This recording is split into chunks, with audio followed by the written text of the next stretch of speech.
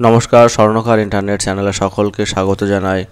ওএনজিসিতে 2623 ভ্যাকান্সির যে form fill up শুরু হয়েছে সেই নিয়েই কিন্তু আলোচনা করতে চলেছি আজকে। তো আমরা এই ভিডিওর মাধ্যমে দেখে নেব যে ওএনজিসিতে অ্যাপ্লিকেশন করতে হলে শিক্ষাগত যোগ্যতা, বয়স, আবেদনের শেষ তারিখ ইত্যাদি খুঁটিনাটি সমস্ত তথ্য, তাই যে সমস্ত চাকরি প্রার্থী রয়েছে তাদের জন্য অত্যন্ত গুরুত্বপূর্ণ হতে চলেছে এই ভিডিওটি। তাই সকলকে অনুরোধ করব ভিডিওটি স্কিপ না করে সম্পূর্ণ দেখবার জন্য। চলো তাহলে আমরা ফুল যে নোটিফিকেশান দিয়েছে ওএনজিসির সেটা একবার দেখে আসি।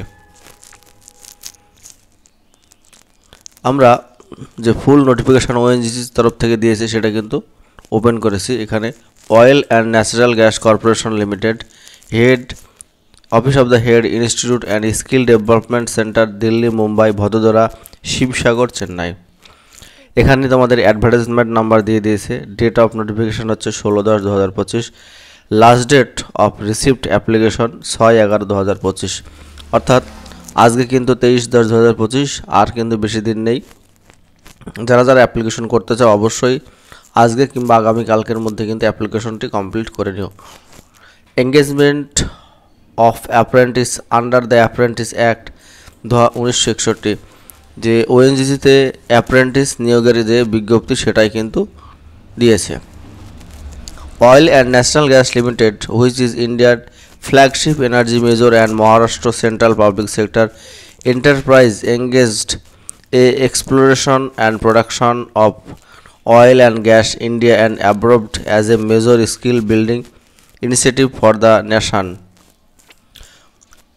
বলছে application are invited from candidate meeting the following qualification for engagement as a apprentice. Apprentice পদে কিন্তু এই 2623 জনকে নিয়োগ করা হবে এবং এই অ্যাপ্রেন্টিস পদে নিয়োগের পরে অ্যাপ্রেন্টিস চলাকালীন তোমাদের যে বিভিন্ন ভাতা সেটা কিন্তু দেওয়া হবে, সেটা কিন্তু ভিডিও শেষের দিকে আমি আলোচনা করব।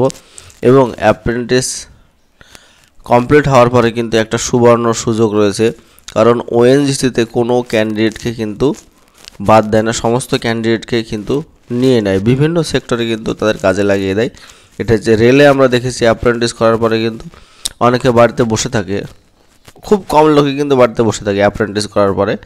তেমনি ওএনজিসিতে যদি কেউ অ্যাপ্রেন্টিস কমপ্লিট করে তাহলে কিন্তু ওএনজিসির বিভিন্ন সেক্টরে তারা কিন্তু ভালো একটা জব পেয়ে যায়। ঠিক আছে, চলো তাহলে আমরা নেক্সট আলোচনা করি। Location and tentative number of seat. প্রথমে হচ্ছে নর্দার্ন সেক্টর। এখানে নর্দার্ন সেক্টর রয়েছে দেরাদুন। দেরাদুনে মোট শূন্যপদ দিয়েছে 120টি। তারপর হচ্ছে ওভিএল দিল্লি। ওভিএল দিল্লিতে শূন্যপদ দিয়েছে 20টি।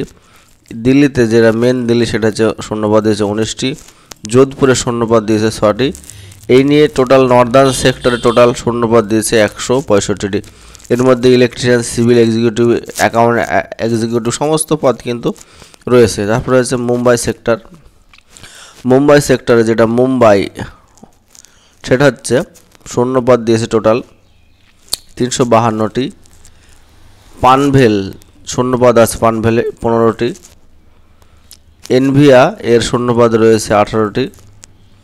গোয়াতে শূন্যপদ রয়েছে 32টি এবং হাজিরা যে জায়গাটি রয়েছে হাজিরায় শূন্যপদ রয়েছে 77টি। উড়ানে শূন্যপদ রয়েছে 75টি। এই নিয়ে মুম্বাই সেক্টরে টোটাল শূন্যপদ রয়েছে কিন্তু 569টি। নেক্সট আছে ওয়েস্টার্ন সেক্টর। ওয়েস্টার্ন সেক্টরে ক্যাম্বেতে শূন্যপদ রয়েছে যেখানে আমরা 48টি। এছাড়া ভদোদরাতে শূন্যপদ রয়েছে 76টি। আঙ্কেলেশ্বরে দেখে নেব এবার। আঙ্কেলেশ্বরে মোট শূন্যপদ রয়েছে 288টি। আহমেদাবাদে শূন্যপদ রয়েছে কটি দেখে নিই। আহমেদাবাদে শূন্যপদ রয়েছে 232টি। মহেশনাতে শূন্যপদ রয়েছে কটি 212টি। টোটাল ওয়েস্টার্ন সেক্টরে শূন্যপদ রয়েছে কিন্তু 856টি। তারপর নেক্সট হচ্ছে ইস্টার্ন সেক্টর। ইস্টার্ন সেক্টরে জোরহাট যেটা আসামে অবস্থিত, এটা হচ্ছে শূন্যপদ 135টি। শিলচরে শূন্যপদ এখানে শিলচরে রয়েছে 73টি। নাজিরা এবং শিবসাগরে শূন্যপদ রয়েছে কটা দেখে নিই। নাজিরা এবং শিবসাগরের শূন্যপদটা দেখে নিই কত, 370টি।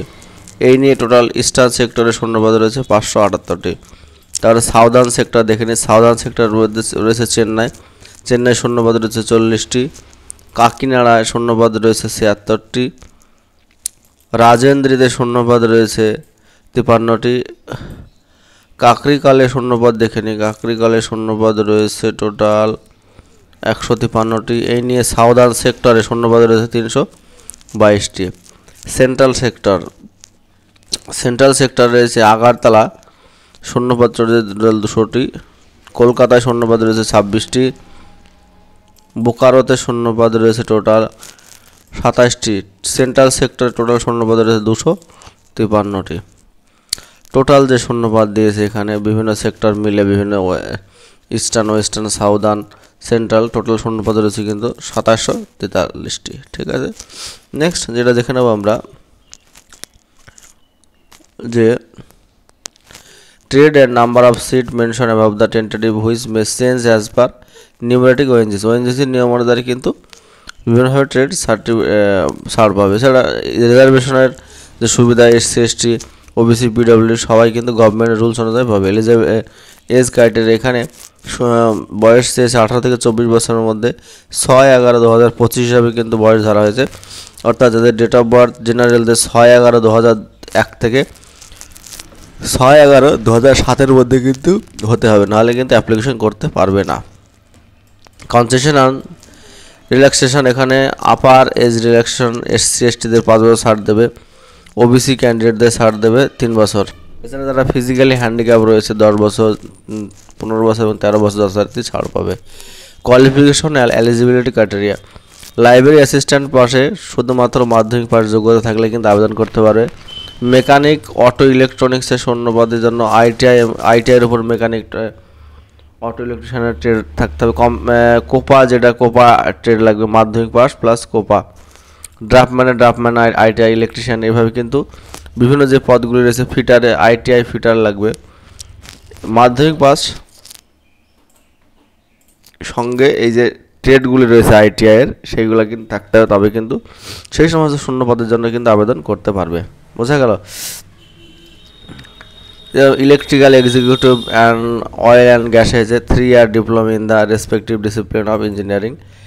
এরকম যথারীতি যে সমস্ত ভ্যাকান্সিগুলো রয়েছে সেই সমস্ত ভ্যাকান্সির জন্য যে এলিজিবিলিটি ক্রাইটেরিয়া, এটা কিন্তু টোটাল নোটিফিকেশান দিয়েছে। এটা প্রচুর যেহেতু ট্রেড রয়েছে সেজন্য বলা সবগুলো সম্ভব নয়।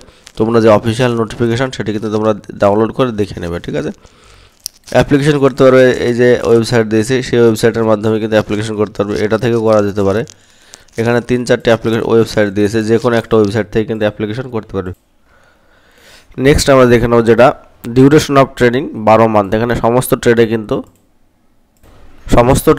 12 মাসের ট্রেনিং হবে। এরপরে কিন্তু যে তোমরা অ্যাপ্রেন্টিস কমপ্লিট করার পরে ওএনজিসির বিভিন্ন সেক্টরে কিন্তু তোমরা ইন্টারভিউ দিতে পারবে এবং একটা ভালো রকমের জব তোমরা পেয়ে যাবে। এবার যদি আমরা স্টাইপেন্ডের কথা আলোচনা করি, এখানে গ্র্যাজুয়েট যে অ্যাপ্রেন্টিস রয়েছে BA BCom BSc BBA BE BTech, তারা কিন্তু মাসিক স্টাইপেন্ড 12,300 টাকা পাবে। 3 ইয়ার ডিপ্লোমা যাদের রয়েছে তারা পাবে 10,900 টাকা। ট্রেড অ্যাপ্রেন্টিস মাধ্যমিক 12 পরে যারা অ্যাপ্রেন্টিস হিসাবে যোগ দেবে তারা পাবে 8,200 টাকা। ট্রেড অ্যাপ্রেন্টিস আইটিআই ট্রেডের উপর যারা অ্যাপ্লিকেশন করবে তারা স্টাইপেন্ড পাবে 9,600 টাকা। ট্রেড অ্যাপ্রেন্টিস আইটিআই ট্রেড 2 আর ডিউরেশনে যারা অ্যাপ্রেন্টিস করবে তারা পাবে 10,560 টাকা। এগুলো কিন্তু প্রত্যেক মাসে স্টাইপেন্ড হিসাবে দেওয়া হবে। Selection process, the selection for engagement apprentice would be based on the merit drawn at the basic marks obtain in the qualifying examination as per stipend advertisement. এখানে যে সমস্ত যে রিক্রুটমেন্ট যে প্রসেস সেটা কিন্তু তোমাদের যে শিক্ষাগত যোগ্যতা চেয়েছে সেই শিক্ষাগত যোগ্যতার পার্সেন্টেজের উপরে কিন্তু ডিপেন্ড করে তোমরা কিন্তু এখানে চান্স পাবে। দেখা গেল কেউ আইটিআই পাশে দিতে চাও, তাহলে মাধ্যমিক প্লাস আইটিআই নাম্বার যোগ করে যে মেরিট লিস্ট প্রকাশ হবে সেই প্রকাশের পরেই কিন্তু তোমরা চান্স পাবে, যদি চান্স তোমরা পেয়ে থাকো। এবার সেই যে মেরিট লিস্ট প্রকাশ হবে, মেরিট লিস্ট প্রকাশের পরে কিন্তু তোমাদের প্রয়োজনীয় যে ডকুমেন্ট লাগবে সেই ডকুমেন্টস দিয়ে কিন্তু ডকুমেন্ট ভেরিফিকেশন হবে এবং তারপরে কিন্তু তোমাদের জয়েনিং কমপ্লিট হবে। ঠিক আছে বন্ধুরা, এখানে হাউ টু অ্যাপ্লিকেশন যে এখানে ওয়েবসাইট সেখানে দিয়ে দিয়েছে। ঠিক আছে, ওয়েবসাইটের মাধ্যমে কিন্তু তোমরা অ্যাপ্লিকেশন করবে, শুধুমাত্র অনলাইনের মাধ্যমে কিন্তু অ্যাপ্লিকেশন করতে পারবে। ঠিক আছে, ইম্পর্টেন্ট ডেটস এখানে দেখে নিই।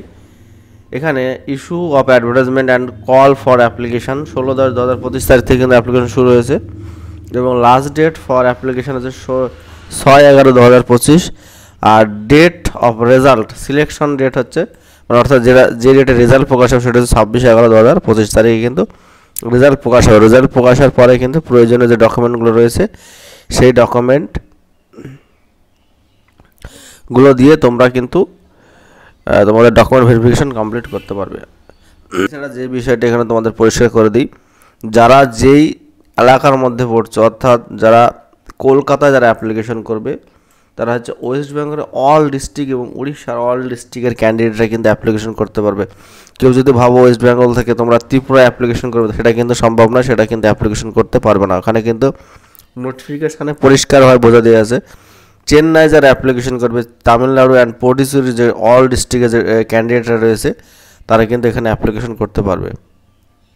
বোঝা গেল? তুমি যদি ভাবো তুমি কলকাতা থেকে তুমি ভদোদরা কিংবা বোকারো কিংবা পানাভেল এই সমস্ত জায়গায় অ্যাপ্লিকেশন করবে, তোমরা কিন্তু অ্যাপ্লিকেশন করতে পারবে না। একটা ডিস্ট্রিক্ট কিন্তু ভাগ রয়েছে, যেমন যোধপুর সেন্টার যারা লোকেশনে যারা অ্যাপ্লিকেশন করতে পারবে রাজস্থান ডিস্ট্রিক্টের স্টেটের এবং রাজস্থানের অল ডিস্ট্রিক্টের ক্যান্ডিডেটরা কিন্তু যোধপুরের জন্য এলিজেবল। ঠিক আছে, এরকমভাবে কিন্তু অ্যাপ্লিকেশনগুলো করবে তোমরা, বাইরে কেউ অ্যাপ্লিকেশন করবে না, তাহলে কিন্তু প্রথমেই রিজেক্ট হয়ে যাবে।